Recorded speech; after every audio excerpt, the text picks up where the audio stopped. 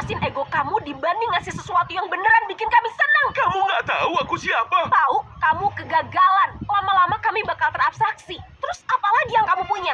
Gak ada. Hentikan. Dan kamu nyiksa kami cuma gara-gara kamu baper dan kamu kesinggung sama kami. Malu-maluin. Kayak bocah, tahu nggak? Mana ada yang maha kuasa egonya rapuh kayak kamu gitu. Aku nggak. Kamu nggak pernah biarin kami ngerasa nyaman. Kamu nggak nenangin siapapun pas mereka sedih. Kamu nggak pernah berusaha sedikit pun buat ngerti posisi kami.